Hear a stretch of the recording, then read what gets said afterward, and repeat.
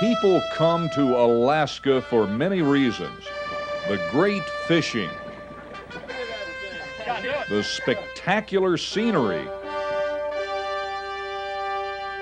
the chance to see wildlife in its native surroundings.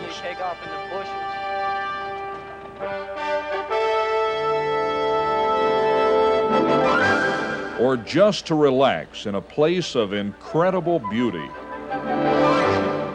But for those who really want to experience Alaska, to become a part of its great heritage, there is a land known as Kijik.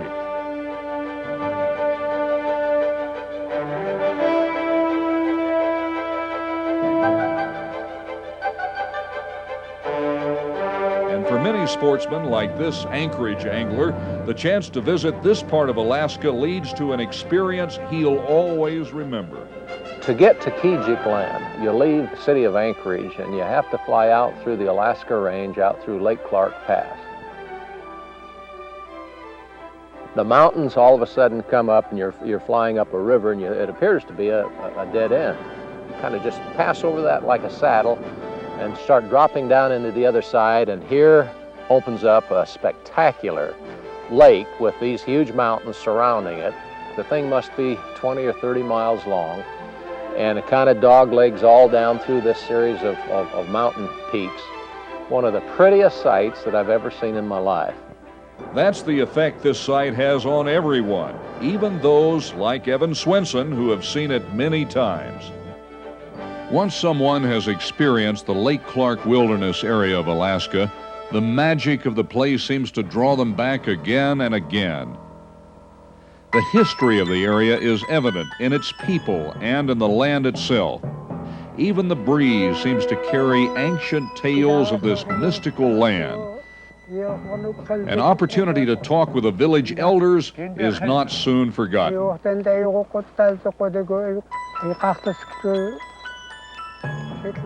Our ancestors crossed many waters to get here.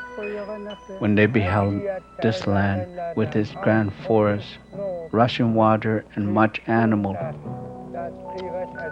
they knew it was for them a good land and claimed it was their homeland. They were mighty warriors who survived by making friends with the land.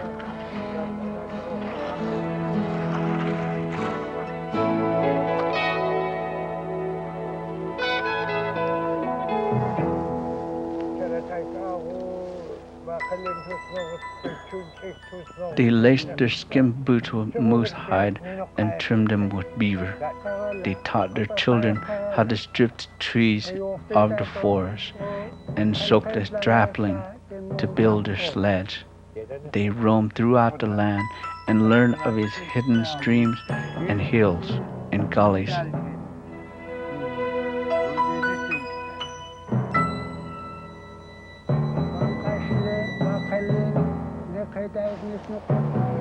They learned where the moose and the caribou and salmon lived and hunted them.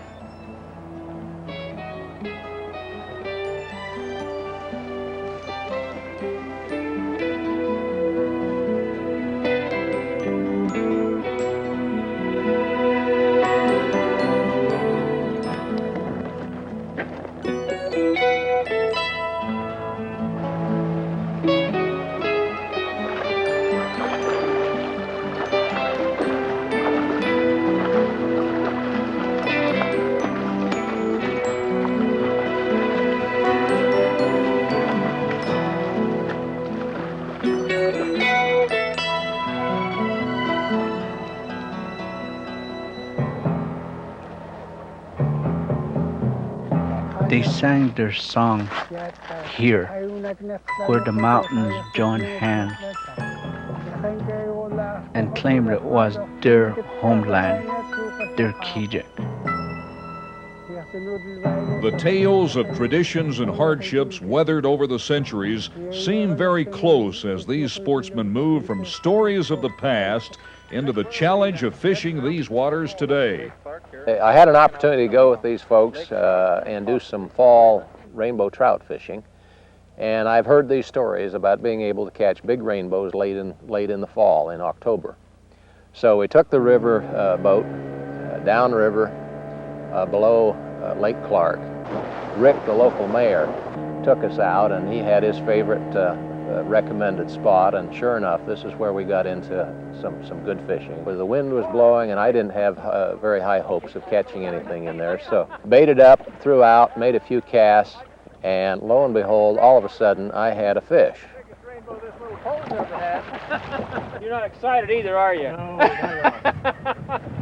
For the sport fisherman, there's nothing quite like the thrill of hooking into a rainbow trout. The rainbow is known for its great fight and endurance and some mighty fine eating to boot. They are more plentiful in Alaska than perhaps anywhere else in the world. There's something almost magical about doing combat with one of these huge rainbows in Alaska's lakes and streams. And you can count on that exciting rip of color in the water. The rainbow will always give the angler a run for his money on light tackle. But eventually, even the worthiest of challengers reaches his limit. There he is. He came up out of the water, and I only had about 4 or 5 pound test on this little rod because I hadn't really anticipated catching anything. And it turned out it was about a nice 6 pound, 5-6 pound rainbow trout. Now that's a beautiful fish. That's the nicest fish I've ever caught. Oh yeah, that's beauty, isn't it? But we caught that fish and had a chance to take some pictures of it. And then one of the exciting things to me was the privilege of letting that fish go again, so that someone else will have the same fun that I had of capturing that fish. Catch and conserve, they call it in Kijik. It's becoming a more common ethic among anglers, even in this state of such bountiful fishing.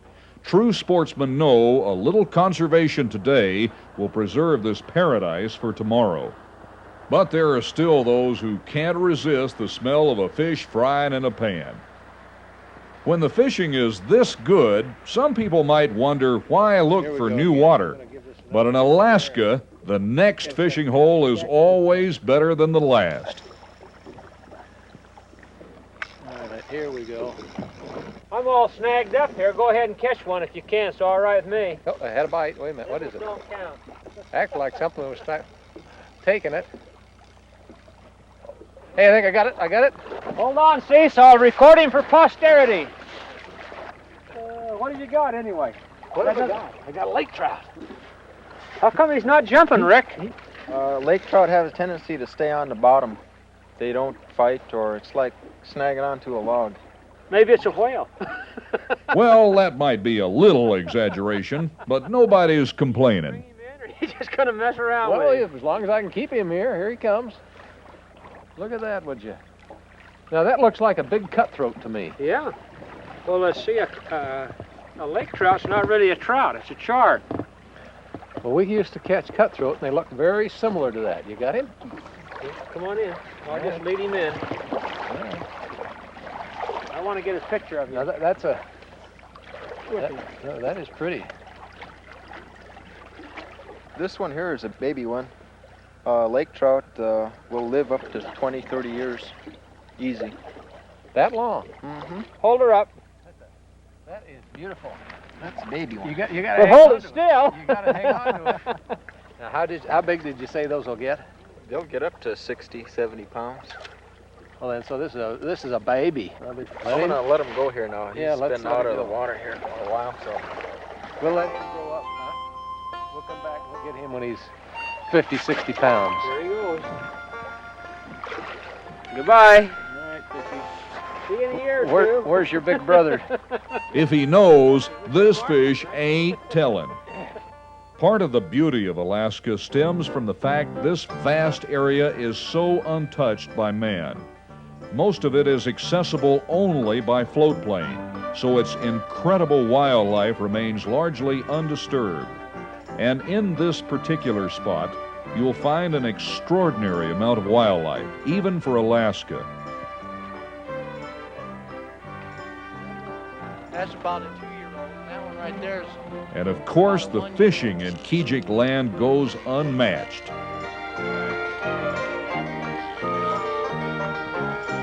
Most anglers walk away from these rivers with enough fishing stories to last a lifetime. And that's as it should be, because, after all, memories do last a lot longer than fillets. We lost a couple of nice ones this morning. Don, what do you think about this, folks? Is that a beauty? If you really want to understand the fishing in Alaska, you can't find a better teacher than the folks who have handed down the traditions from generation to generation. And if you're an obedient student, some of the elders may invite you along for a special session of fishing school, the netting of red salmon. How expensive are these nets now? These are expensive nets, I tell you. How expensive? Oh, about $3,000. You got to catch a lot of fish. You got to catch a lot of fish. That's the object of fishing with a net, to catch a lot of fish. And Macy Hobson has been doing just that for years. Macy believes the best way to complete a Kijik education is to soak up some of the traditions of the area. And the best way to do that, he says, is with both feet in the river. The fish are cleaned and dried and used as feed for dogs, or they're soaked in a brine solution and smoked. And you won't find Macy sharing any of these fillets with the hounds. After we had stretched out the net for about 75 feet in the water, I didn't think for a while that we were going to be able to catch any fish. And finally, after about 15 or 20 minutes, he said, all right, let's try it. So we started to pull the net in, and for the first 15, 20, 30 feet of the net, there wasn't a fish in it. And I started chiding Mason. I said, Mason, there aren't going to be any fish in here. And he said, you just wait. There's one. Where? There's one out there. Oh, here they come. Look at this. What you talking about? Look at these all twisted up. Yeah, you see, I told you that it's going to be caught in the nose. That's a big old male, right? Oh, be darned. How does it get all twisted like that, Macy? Well, if you got your nose tangled up in the web like that, you'd twist too, won't you? The red salmon, when they start spawning in June and July, they come in fresh from the ocean, they're bright silver. Well, then as they get into that fresh water, they start to change color, and they turn bright, brilliant red. And for a period of time, they're just as red as can be. But part of the process of the spawn, for some reason with the males, causes a great big huge hump on its back, and then the nose gets a big hook on it. It's just terrible. It's terrifying almost, because they have teeth that come out of both jaws with this big hook jaw. It makes you think that the fish is absolutely worthless. But those folks say, hey, you don't know what good eating is. Yeah. Now, how many will it take to feed one dog? One. One? One fish. One fish per what? For a dog. I mean, for how long? One fish per day? One fish per day. Per day. Yeah, per day. As you can tell, not even math is neglected in our lakeside education, and Macy can teach arithmetic with fewer words than most. When I had dogs, I put out 4,000 fish. We picked out of the net probably 20 or 30 fish, all sockeye salmon, and Macy explained to me, just throw them up on the bank, and when we get all done, he said, I'll take you back to my fish camp and show you how we process those then for the fall. Okay, Macy. Now this is your camp here? That's my fish camp. This is what you call your fish camp. That's what I call my fish camp. And that's the way I crawl on my dock, too. Oh, is that right? Yeah, you got to go on your fours. I'm going to get out this way, if you don't mind. We unloaded this red salmon, and he showed me how you go ahead and first you cut off the head and you slice them, and how you fillet them, but you don't cut them in half. You just flay it right out to the tail, and then you flip the fish over and flay the other side out and throw the bones in one pile, and you keep the rest, and that goes into it's thrown into a barrel, which is washed. After you've freeze-dried these out here in the cold weather this fall. Yeah, they don't get hard, they get soft. They get soft. Yeah, they get soft. Freeze-dried, they get soft. Oh, this won't last no time at all. After it dries a little bit, everybody will be coming, hey, give me fish, give me a fish, give me a fish. Is that right? No, sure. Cut the bone out. Yeah. Like that. Yeah. Throw that away. It's all right. All right, now I'm all done that way. What about the fins have to come Go off? ahead. I cut them across that way? Yeah. Just Yeah. come across here like this, so? No, not cut at all. just the meat. Oh, just slice the meat. Just Sometimes maybe a few more words of wisdom from our teacher would be helpful for some of our, shall we say, less coordinated students. You leave those on. Yeah. All right, so I got to score this side too. I really goofed Yeah. up on that first part there, didn't I? Yeah, you did a good job. Got it off. Not bad for a beginner, huh? No, not bad for a beginner. Okay. So when you get those all flayed out, they hang those up on these drying racks, and you've probably seen pictures of this, but I'd never experienced it. Anyway, they just hang each side of that fish with the tail over that pole, and they may have a series of 10 or 15 polefuls of fish in the drying process. Now they do it at that time in the fall after the blowflies are gone. The flies won't bother them. And actually it's a freeze-dry process. You think we're modern nowadays. These folks have been doing this for centuries, evidently. But the cold, freezing weather dries them and freezes them at the same time. They're ready to go into their storehouse. And I come back and eat some of these up when? Yeah, they're all about a week. Week.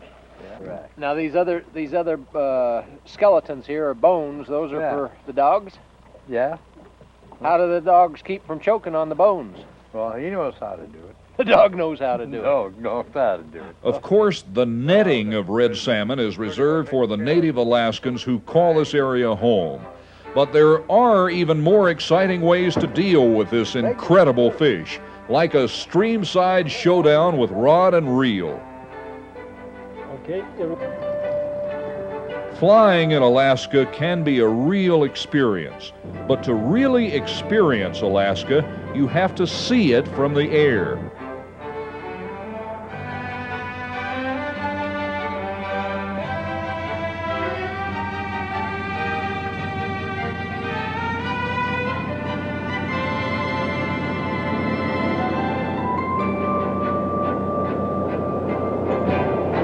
Most who know the red salmon say you can't catch them after they turn red. There seems to be a major transition in their feeding habits from the time they leave the ocean till they spawn in fresh water. But remember, we have a doctor of fishology along on this trip. So Professor Macy will now instruct his student on some techniques that he claims will hook even a freshwater red. What are we going to be fishing for here, Macy? This red one would be the best. Pixie? One. Yeah. Okay.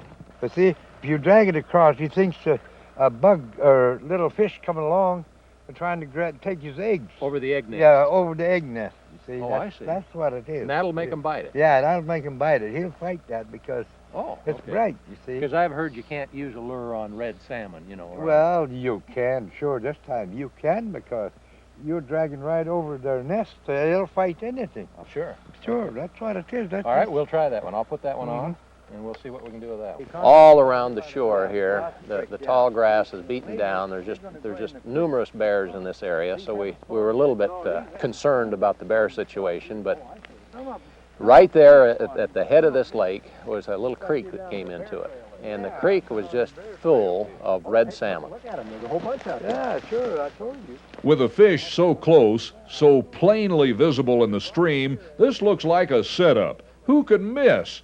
But the challenge of enticing a strike is a lot more difficult than it looks. Over to a little bit to one side, there might be some of them be spawning there too. Along the Yeah. shore? Right. What dictates when they'll actually go up the creek? Up the creek? Yeah. Oh, some of them already spawned, and then So if you drag it over their nest, why, sure, they'll grab it. Well, so much for classroom instruction. Now let's see if Macy's techniques really work when it comes to getting the fish to cooperate. looks like one of those old ones. All right. Yeah, look at that, would you? Hey, he took that pixie right in his mouth. Well, now, that was easy enough. Maybe the professor does know what he's talking about. He's a nice big red one.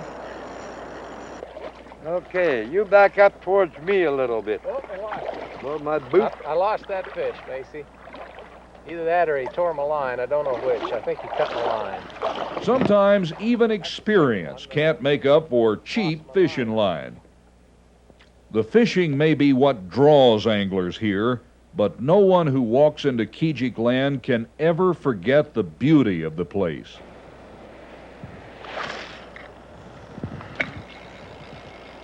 Macy, I think I got one here.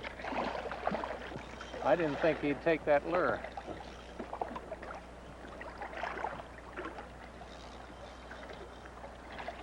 Got him. You know, now tell me, you know, some of our people would say that that fish is too old, Macy. Yeah, that's right. That's a bunch of nonsense, No, isn't it? that's a bunch of nonsense because they're not used to that. They'd never seen never seen a red salmon like this. Is that right? Red skin. Woo! But that flesh is just as good as if it were bright silver. Yeah. You want to keep that fish? Well, yeah, we can keep it. Or you take it home to your wife? Yeah, I'll take them home Why, to my super. wife. Put it right in the oven. Is that right? Yeah, stuff it with onions and all that. Why? You're making me hungry. Yeah. Stuff it with onions and all that. We ought to be... It's good eating. While we were fishing for lake trout there in Lake Clark, late one evening, just at sunset, the sun was low in the horizon, a beautiful evening with the sun shining across the lake, and I was out trying to catch a lake trout late at night. Cast it out, caught a really beautiful lake trout. The thing was about 18 inches long, probably 2 or 3 pounds. It was a nice fish for me. And brought it in, and first thing, Evan Swenson runs out there, and he says he's going to try to help me bring that fish in. Bigger one, you know. There's my supper. Yeah, hey, that would be good for supper. We talked about cooking one on a stick. Yeah. Can we try it? Sure, I'd like to try that. He says, here, I'll help you, and he reaches out, pulls up the line with the fish on it, loses my fish, just slickering a whistle for me. Oh, I had him. There went supper. That's catch and release. Sorry about that. Catch and release, all right.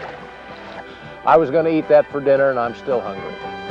Well, I'll be sitting here by the fire. Well, yeah, you just stay by the fire. Well, it just goes to show you, some of them really do get away. Okay, Cease, that was the last cast. Time to go. Guide Rick says move on. I don't want to have to leave this country. Well, I don't either, but you've been out fishing me all day.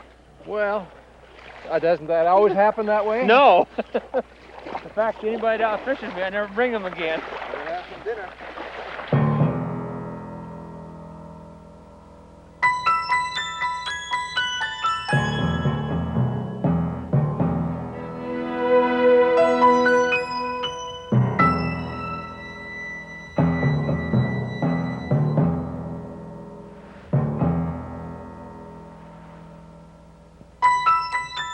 Once you've tasted the magic of the Kijik area of Alaska, a part of you always remains. The people who call this place home believe if the land is treated with respect, you are able to become at peace with nature. It is being a part of this heritage and tradition that indeed becomes the Kijik Experience.